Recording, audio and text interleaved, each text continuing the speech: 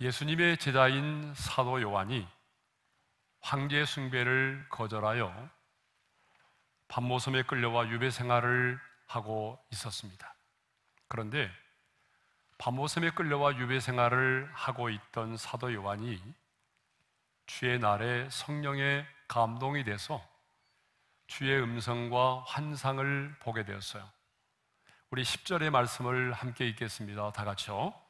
주의 날에 내가 성령에 감동되어 내 뒤에서 나는 나팔 소리 같은 큰 음성을 들으니, 언제 사도 요한이 성령의 감동이 되었습니까? 바로 주의 날입니다. 이렇게 성령에 감동된 사도 요한이 가장 먼저 내가 본 것을 두루마리에 써서 소아시아의 7교회에 보내라고 하는 주님의 음성을 듣게 되었습니다. 그리고 그 말씀하시는 분을 보고자 몸을 돌이킬 때에 가장 먼저 7금촛대의 환상을 보게 됩니다. 12절의 말씀을 읽겠습니다. 다 같이요. 몸을 돌이켜 나에게 말한 음성을 알아보려고 돌이킬 때에 7금촛대를 보았는데, 자, 그러면 사도 요한이 보았던 7금촛대는 무엇을 의미하죠? 20절 하반절에 보니까 이렇게 말씀하고 있네요. 7촛대는 뭐라고요? 7교회니라. 그러면 소아시아 지방에 7교회만 있었을까요? 아니죠. 우리가 소아시아 지방에는요, 당시에도 골로새 교회도 있었고요, 히에라볼리 교회도 있었습니다. 그러니까 7교회 말고도 또 다른 교회들이 많이 있었다는 거예요. 그런데 왜 7교회만을 언급하고 있을까요?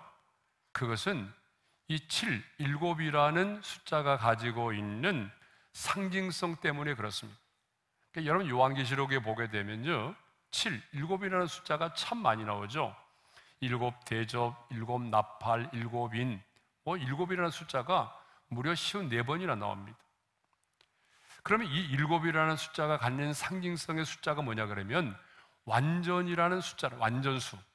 그래서 하나님의 수 3과 자연의 수 4를 더하게 되면 7이 나오는데, 이 7은요 완전수를 상징한다는 거예요. 그러니까 소아시아 7교회는 당시의 7교회만을 의미하는 것이 아니라 오고 오는 세대에 주께서 이 땅 가운데 세우신 주님의 모든 교회를 총칭하는 말씀이죠. 그러면 왜 이 땅의 교회를 7금촛대라고 말씀하셨을까요? 자, 두 가지 이유 때문에 그렇습니다. 왜 하나님이 이 땅의 교회를, 주님이 세우신 교회를 7금촛대라고 말씀하셨느냐? 그 첫 번째 이유는요, 교회의 정체성 때문에 그렇습니다. 주님이 세우신 교회는요, 그 정체성이 분명해야 합니다. 아무리 세월이 흘러도 그 정체성이 흔들리거나 교회의 본질이 변하면 안 된다라고 하는 것이죠. 여기서 말하는 주님의 교회는 건물이 아닙니다. 어떤 조직도 아닙니다. 예수를 주로 고백한 사람들의 모임입니다. 예수의 생명으로 새로운 피조물이 된 사람들의 공동체가 바로 교회죠. 그러므로 주님이 세우신 교회는요, 정체성이 분명해야 한다는 것입니다. 그래서 사도 바울은 교회를 디모데전서 3장 15절에서 이렇게 말하고 있어요. 다 같이요. 이 집은 살아계신 하나님의 교회요, 진리의 기둥과 터니라. 진리는 변하지 않는 것을 진리라고 말합니다. 그러므로 진리의 기둥과 터 위에 세워진 교회라고 하는 것은 아무리 세월이 흐르고 세상이 변해도 변하지 않아야 한다는 것입니다. 변질되지 않아야 한다는 거죠. 그래서 주님은 교회를 금촛대라고 말씀했고, 스가랴 선지자도 순금등대라고 표현했던 것입니다. 왜냐하면 순금은요, 불순물이 없고 세월이 지나도 변하지 않기 때문입니다. 그렇습니다. 주님이 세우신 교회는요, 불순물이 없어야 합니다. 아무리 세월이 지나도 변하지 않아야 합니다. 그러므로 주님이 세우신 교회는요, 세상과 타협을 해서는 안 됩니다. 세상의 가치와 기준이 교회의 가치와 기준이 되면 안 됩니다. 다시 말하면 세상의 인본주의가 교회를 지배하도록 해서는 안 된다라고 하는 것입니다. 자, 왜 하나님은 교회를 금초대로 말씀하셨을까요? 그 두 번째 이유는 교회에 주신 사명 때문입니다. 여러분, 촛대의 역할은요, 장식이 아닙니다. 촛대의 역할은 자신을 뽐내는 것이 아니라 빛을 비추이는 것입니다. 그러므로 이 땅에 교회에 주어진 사명은 죄악으로 인하여 어두워진 이 세상에 빛을 비추이는 것입니다. 이것이 교회의 사명입니다. 그래서 예수님도 마태복음 5장 14절에서 이렇게 말씀하셨어요. 다 같이요. 너희는 세상의 빛이라. 산 위에 있는 동네가 숨겨지지 못할 것이요. 그런데 주님은 어디에서 빛이라고 말씀하셨습니까? 교회 안에서입니까? 아니면 세상입니까? 예, 세상이죠. 너희는 세상에서 빛이 되라고 말씀하셨습니다. 세상은 어떤 곳입니까? 여러분, 세상은 만만한 곳이 아니죠. 예? 치열한 삶의 경쟁이 있는 곳이잖아요. 예? 하늘의 공중곳에 잡은 자가 지배하고 있는 곳이 세상 아닙니까? 예? 우리 주님께서 제자들을 파송하시면서 내가 너희를 보냄이 양을 이리 가운데 보낸과 같도다라고 말할 만큼 악한 곳이 세상입니다. 빛이 필요한 만큼 죄악으로 인해서 어두워진 곳이 바로 세상입니다. 그런데 주님은 교회 안에서가 아니라 세상에서 빛이 되라고 말씀하십니다. 그러면 이제 세상 속에서 빛된 삶을 우리가 살아야 되는데, 이 세상 속에서 빛된 삶을 사는 것은 구체적으로 무엇을 의미하느냐는 것입니다. 첫째로, 빛 대신 예수 그리스도를 드러내어 어둠을 몰아내는 것입니다. 요한복음 12장 46절에 이런 말씀이 있어요. 다 같이요. 나는 빛으로 세상에 왔나니. 자, 예수 그리스도는 빛으로 이 세상에 오셨습니다. 그러므로 우리는 빛 대신 주님과 친밀한 사귐을 갖고 주님 안에 거하면서 주님과의 그 친밀한 사귐을 통해서 이 세상 가운데 주님의 빛을 드러내야 됩니다. 빛 대신 주님을 드러내서 어둠을 몰아내야 되는 거죠. 예. 자, 두 번째로, 여러분, 빛된 삶을 산다고 하는 게 뭐냐 그러면요, 이건 다분히 도덕적이고 윤리적인 삶과 연결되는데 착한 행실을 보여주는 것입니다. 마태복음 5장 16절의 말씀을 읽겠습니다. 다 같이요. 이같이 너희 빛이 사람 앞에 비치게 하여 그들로 너희 착한 행실을 보고 하늘에 계신 너희 아버지께 영광을 돌리게 하라. 자, 여기서 착한 행실은 뭘까요? 착한 행실은 말 그대로요, 우리가 사랑하며 섬기는 삶을 말하겠죠. 예? 원수를 맺지 않고 화목하게 사는 것이겠죠. 예? 또 우리가 이 땅을 살아가면서 용서하고 희생하고 섬김의 삶을 살아가는 것, 여러분, 이것이 착한 행실이 아니겠습니까? 사도 요한이 주의 날에 보았던 환상은 7 금 촛대였습니다. 그런데 7 금 촛대 사이를 거니시는 분이 계셨어요. 여러분, 요한계시록 2장 1절 하반절의 말씀을 한번 읽어볼까요? 다 같이요. 7 금 촛대 사이를 거니시는 이가 이르시되, 7 금 촛대 사이를 거니시는 분은요, 예수 그리스도를 말합니다. 그러니까 요한은요, 7 금 촛대 사이를 거니시는 예수 그리스도를 보았던 것입니다. 그런데 7 금 촛대 사이를 거니시는 예수 그리스도의 모습이 어떤 모습입니까? 자, 우리 13절의 말씀을 읽겠습니다. 다 같이요. 촛대 사이에 인자 같은 이가 발에 끌리는 옷을 입고 가슴에 금띠를 띠고.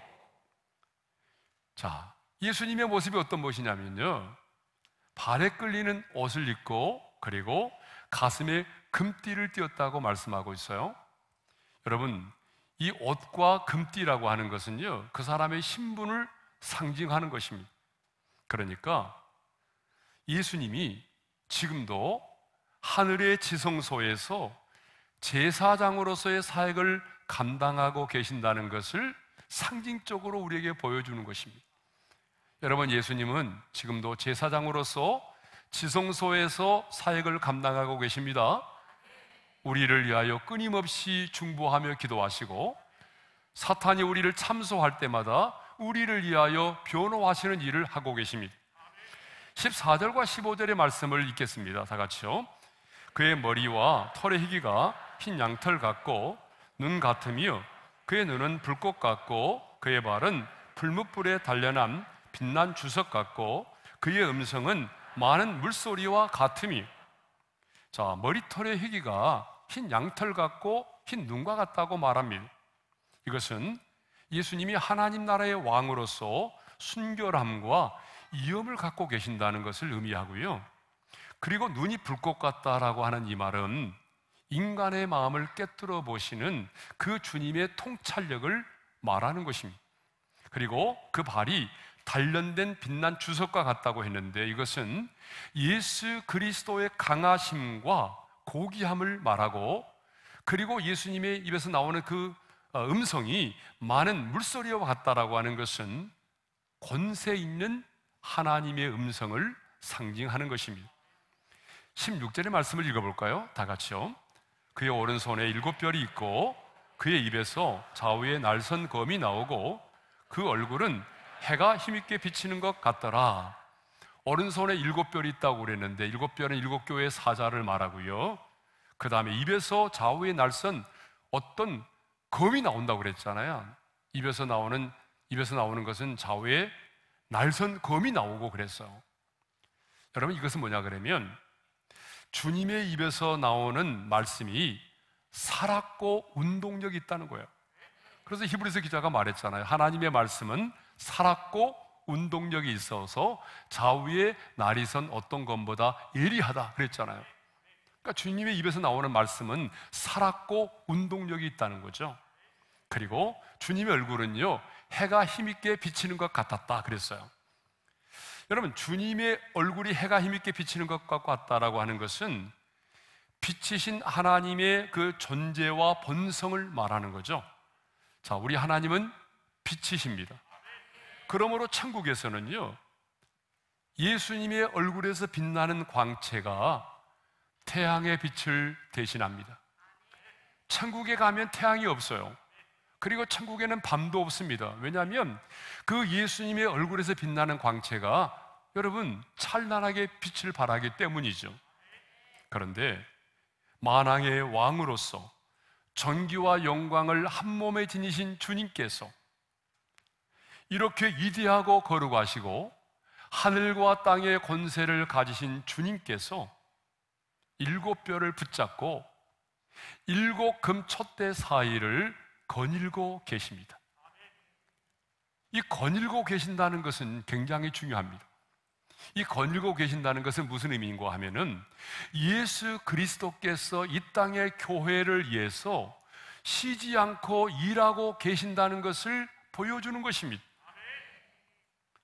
어떤 목적도 없이 단순히 서성이는 것이 아니라 분명한 목적을 가지고 7별을 붙잡고 이 영광스러운 주님께서 7금 촛대 사이를 거닐고 계신다는 것입니다. 교회의 머리 되신 주님께서는 지금도 7금 촛대 사이를 거니시며 끊임없이 쉬지 않고 교회를 위하여 일하고 계십니다.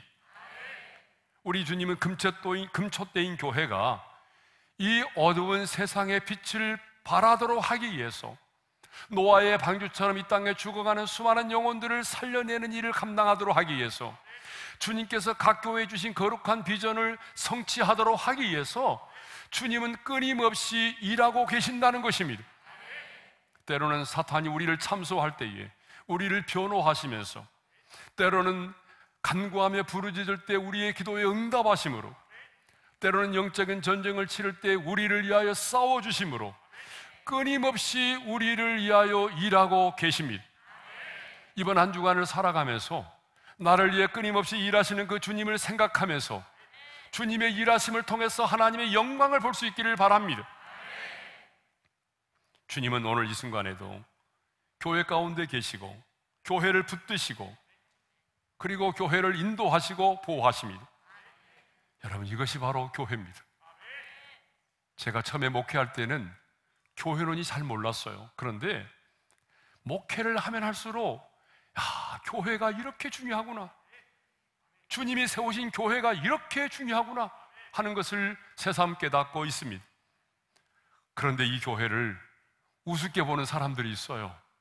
세상의 어떤 기관이나 단체처럼 생각하는 사람들이 있어요. 여러분, 이건 정말 문제죠. 교회는 세상의 어떤 기관이나 단체가 아닙니다. 교회는 왕이신 하나님이 함께 하시며 그 교회를 붙드시고 끊임없이 일하시는 그런 곳이 바로 교회입니다. 그렇기 때문에 아무리 세상이 변해도 교회만이 이 시대의 유일한 소망이 되는 것입니다. 그런데 요한은 지금 금초대 사이를 거니시는 예수 그리스도에 대한 환상을 보고 죽은 자 같이 되었다라고 말하고 있습니다. 17절 상반절입니다. 읽겠습니다. 내가 볼 때에 그의 발 앞에 엎드러져 죽은 자 같이 되매. 그런데 여러분, 이것은요, 사도 요한만이 아니라 하나님의 거룩한 영광 앞에 서게 되면 누구나 다 이렇게 될 수밖에 없습니다. 핍박자였던 사울도 부활하신 영광의 주님의 빛 앞에서 엎드러져 죽은 자 같이 되지 않았습니까? 네. 우리가 예수 그리스도의 보혈로 제사함을 받고 구원을 받았을지라도 하나님의 거룩한 영광을 보게 되면 그 하나님의 영광과 이영과 순결함에 압도돼서 죽은 자처럼 될 수밖에 없는 거죠. 왜냐하면 두려움과 수치심 때문이 아니라 주님의 그 이엄과 영광이 너무나 크기 때문입니다. 그런데 일곱 금초대 사이를 거니시던 주님께서 그 오른손을 요한에게 얹으셨어요. 17절 말씀입니다. 그가 오른손을 내게 얹고. 여러분, 영광의 주님께서요, 그 오른손을 요한에게 얹으셨다는 거예요. 오른손은 언제나 능력과 권세를 말하잖아요. 주님은 이 땅에 계실 때에 그 손으로 얼마나 많은 사랑과 능력을 행하셨습니까? 그 손으로 병든 자를 고치셨잖아요. 예? 그 손으로 죽은 야이로의 딸도 일으키셨잖아요. 뿐만 아니라 주님의 이 손은 십자가에 못 박히신 그런 손이잖아요. 그런데 주님은요, 십자가에 못 박히신 그 손을 요한에게 얹으셨어요. 왜 손을 얹으셨을까요? 여러분, 묵상해보면 금방 깨달음이 오죠. 왜 주님은 요한에게 그 손을 얹으셨을까? 황제 숭배를 거절하여 유배 중에 있는 요한을 위로하고 격려하기 위해서입니다. 아니, 내가 너를 사랑한다는 것을 이렇게 표현하기 위해서 그 손을 얹으신 것입니다. 여러분, 사람들도 스킨십을 해요, 안 해요? 스킨십 하죠? 왜 스킨십을 하죠? 스킨십을 함으로 인해서 그 친밀함과 사랑이 전달되기 때문에 그래요. 그런 것처럼 우리 주님도 이렇게 요한에게 손을 얹으심으로 그 요한에 대한 당신의 그 친밀함과 사랑을 표현해 보이신 것이죠. 그 오른손을 요한에게 얹으사 사랑과 친밀함을 드러내신 예수님은 이제 요한에게 이렇게 말씀하십니다. 두려워하지 말라. 17절 하반절의 말씀을 다시 한번 읽겠습니다. 다 같이요. 그가 오른손을 내게 얹고 이르시되 두려워하지 말라. 나는 처음이요 마지막이니. 여러분, 이 장면을 좀 리얼하게 좀 상상해 봤으면 좋겠어요. 그 영광의 주님께서요, 오른손을 요한에게 얹으시고, 어디에 얹었다는 말은 없어요. 머리에 얹으셨는지 아니면 어깨에 얹으셨는지는 모르겠지만 아무튼 주님께서 그 피 묻은 손을 요한에게 얹으시면서 하신 말씀이 뭐냐 그러면 두려워하지 말라는 거예요. 요한은 똑똑하게 자신이 알아들을 수 있는 말로 들었어요. 주님이 분명하게 말씀하셨어요. 두려워하지 말라. 그러면 왜 주님은 요한에게 두려워하지 말라고 말씀하셨을까요? 세 가지 이유 때문이라고 생각해요. 그 첫 번째 이유는요, 내가 지금 살아 역사하고 있는 하나님이기 때문에 두려워하지 말라는 거예요. 17절 하반절에서 18절의 말씀을 읽습니다. 다 같이요. 나는 처음이요 마지막이니 곧 살아있는 자라. 내가 전에 죽었었노라 볼지어다 이제 세세토록 살아있어. 예수님은 사도 요한에게 손을 얹으시면서 두려워하지 말라고 말씀하시면서 나는 처음이요 마지막이니 곧 살아있는 자라. 나는 죽은 자가 아니라 살아있다라고 말씀하셨어요. 그러면서 덧붙여서 뭐라고 말씀하신가 하면 내가 전에는 죽었지만, 내가 전에 죽었었노라, 십자가에 달려 죽으신 것을 말씀한 거죠.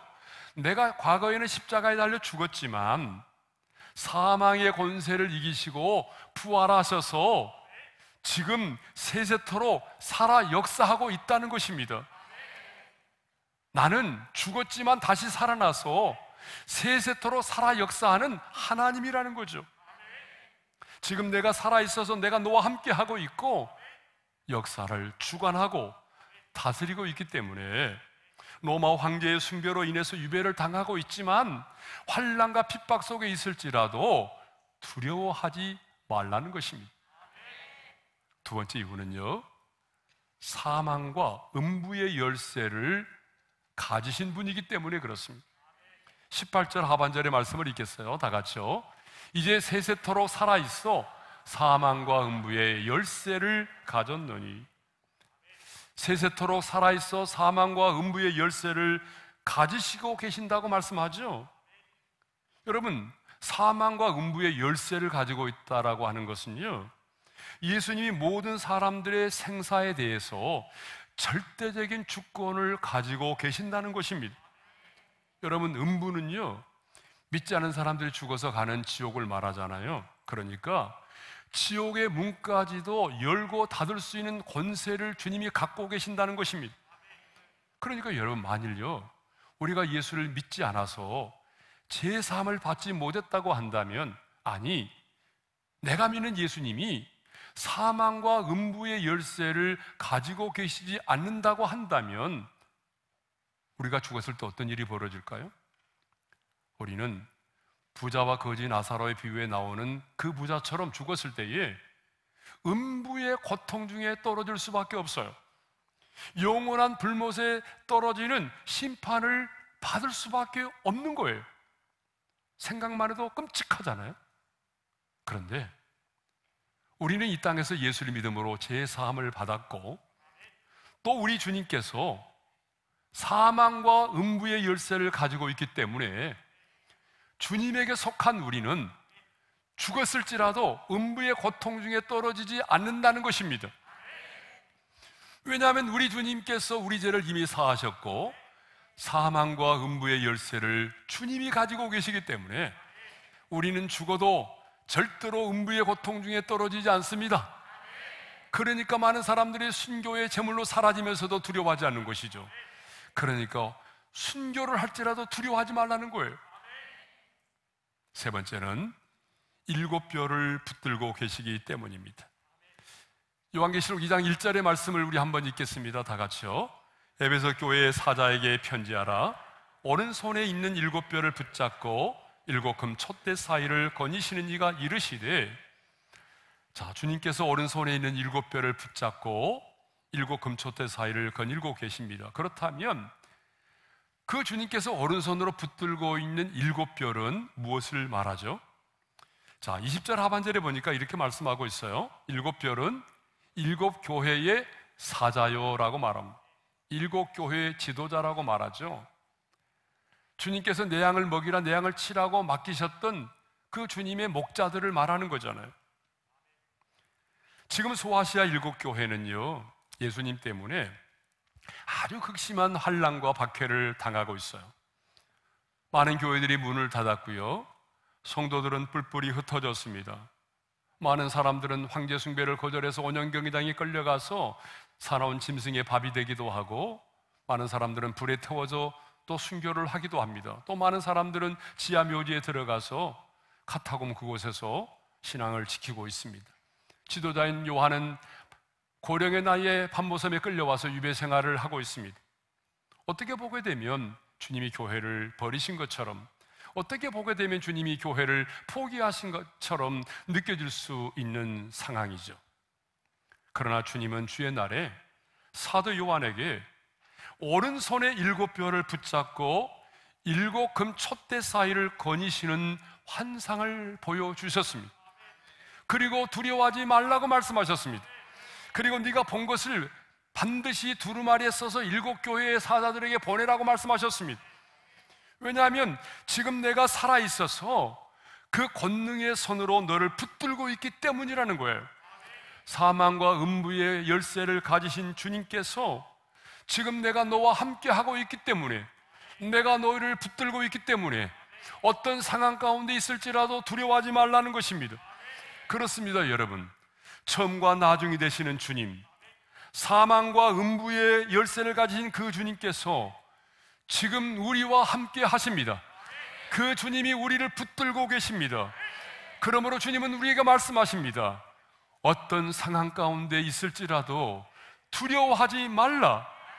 세상 사람들의 눈에는 내가 실패한 것처럼 보일 수 있습니다.